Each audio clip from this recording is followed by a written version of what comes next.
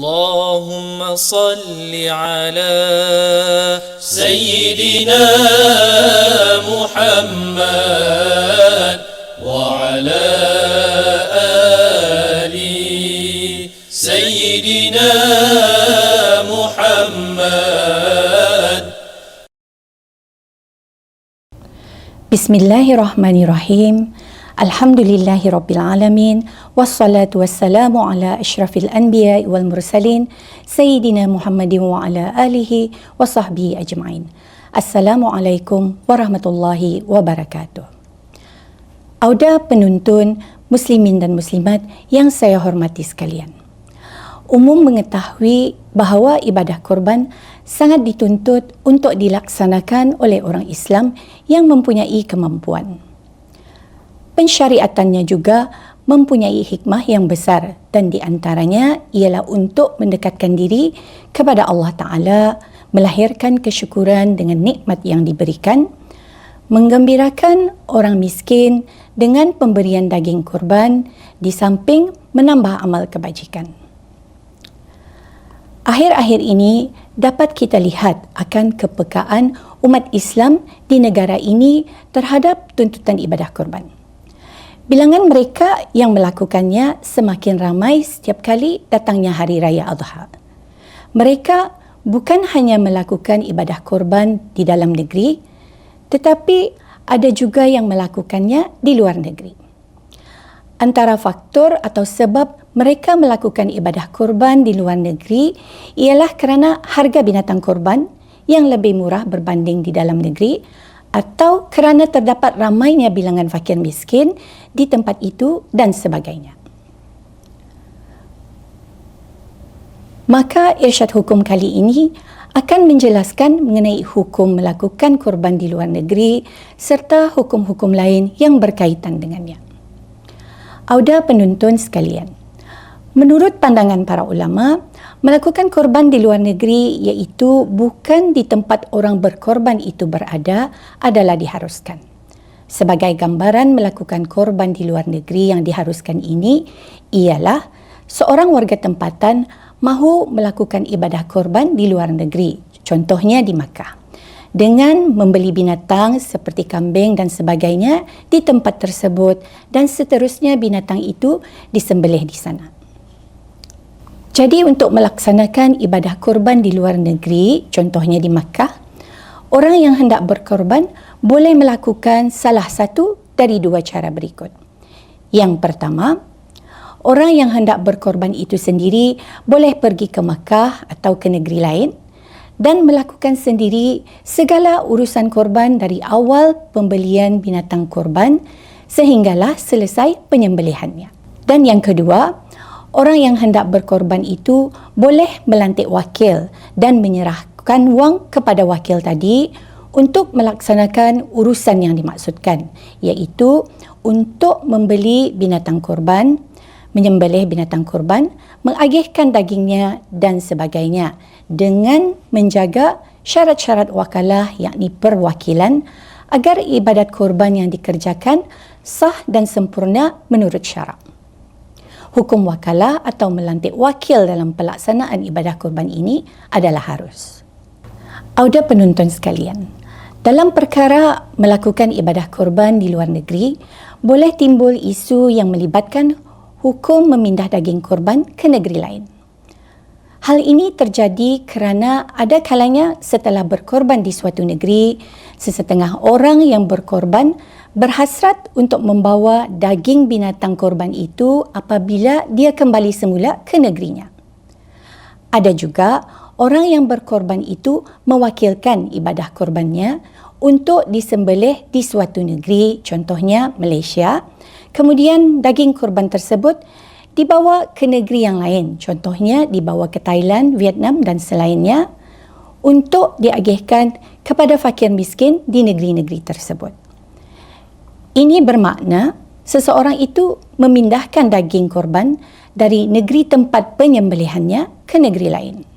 Dalam perkara ini, hukum mengenai keharusannya tergantung kepada jenis korban yang dilakukan, sama ada korban itu korban wajib, umpamanya dengan sebab dinazarkan, atau kerana menyempurnakan wasiat seseorang, ataupun korban yang dilakukan itu ialah korban sunat. Jika ibadah kurban yang dilakukan itu ialah korban wajib, kesemua daging daripada binatang yang disembelih itu wajib disedekahkan kepada fakir miskin dalam keadaan mentah, serta haram hukumnya memindahkan daging korban berkenaan daripada tempat sembelihan, dan ini adalah pendapat jumhur ulama Asy-Syafi'iyah. Maka daging daripada binatang korban wajib itu wajib diagihkan kesemuanya kepada golongan fakir miskin di negeri tempat di mana binatang korban itu disembelih. Manakala jika ibadah korban yang dilakukan itu korban sunat, terdapat bahagian daripada korban itu yang sunat dimakan oleh orang yang berkorban atau dihadiahkan kepada golongan kaya, dan terdapat juga bahagian yang wajib disedekahkan.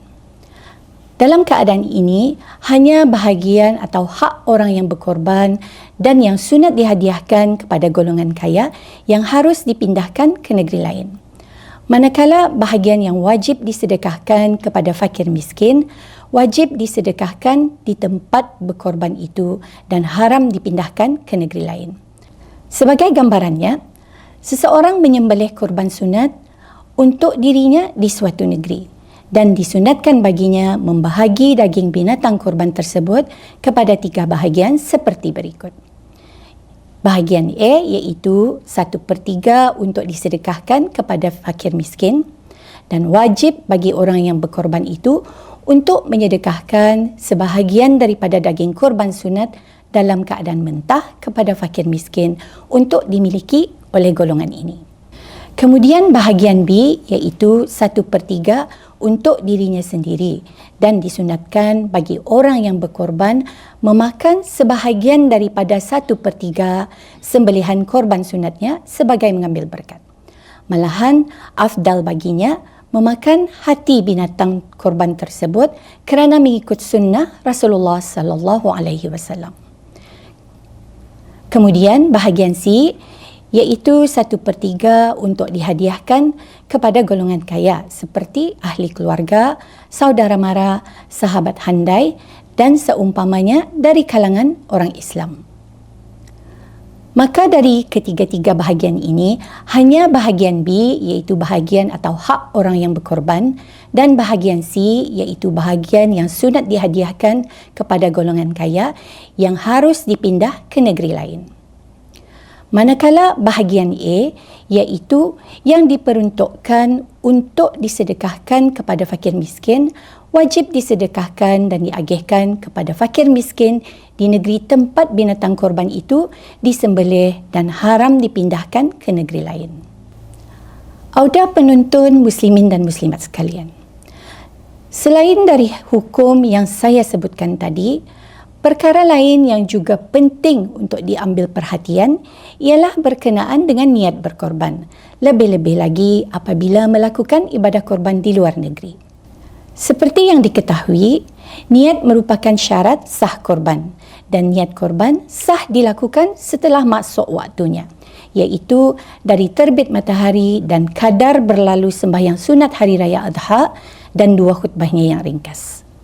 Sekiranya seseorang itu menyembelih sendiri binatang korbannya, maka niat korban itu dilakukan ketika atau seiringan dengan penyembelihan binatang korban.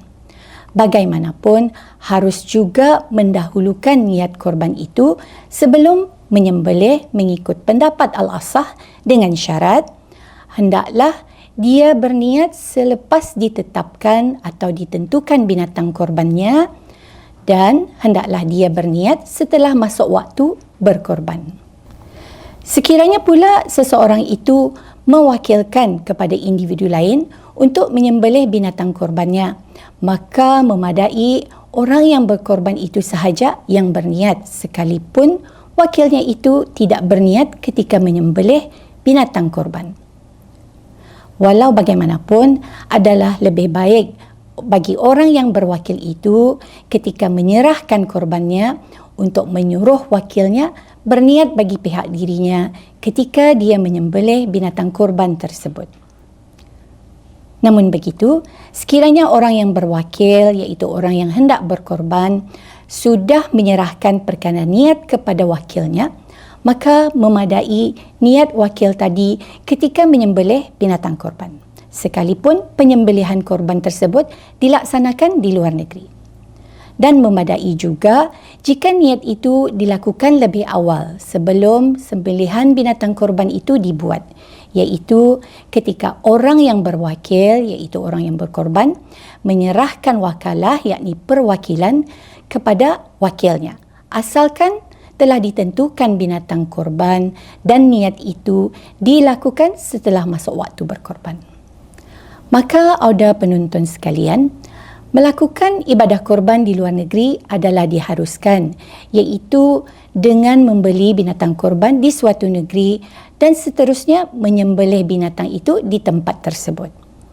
Dalam urusan pembelian pula, ini boleh dilakukan sendiri oleh orang yang hendak berkorban ataupun dengan melantik seorang wakil, menyerahkan wang kepadanya untuk menguruskan pembelian dan seterusnya melaksanakan penyembelihan binatang korban tersebut di negeri itu. Mengenai memindahkan daging binatang korban dari tempat binatang itu disembelih ke negeri lain, maka bahagian yang wajib disedekahkan kepada golongan fakir miskin adalah haram dipindahkan ke negeri lain dan wajib diagihkan kepada golongan fakir miskin di negeri di mana binatang korban itu disembelih. Manakala bahagian yang selebihnya iaitu bahagian atau hak orang yang berkorban dan bahagian yang sunat dihadiahkan kepada golongan kaya diharuskan untuk dipindahkan ke negeri lain. Jadi auda penonton muslimin dan muslimat yang saya hormati sekalian. Sampai di sini sahaja penjelasan mengenai hukum melakukan ibadah korban di luar negeri dan hukum-hukum lain yang berkaitan dengannya. Mudah-mudahan penjelasan ini akan dapat menjadi panduan kita bersama dalam melaksanakan ibadah korban. Untuk akhirnya, saya sudahi dengan wabillahi taufiq wal hidayah. Wassalamualaikum warahmatullahi wabarakatuh. سيدنا محمد وعلى آل سيدنا محمد كما صليت على سيدنا إبراهيم وعلى سيدنا إبراهيم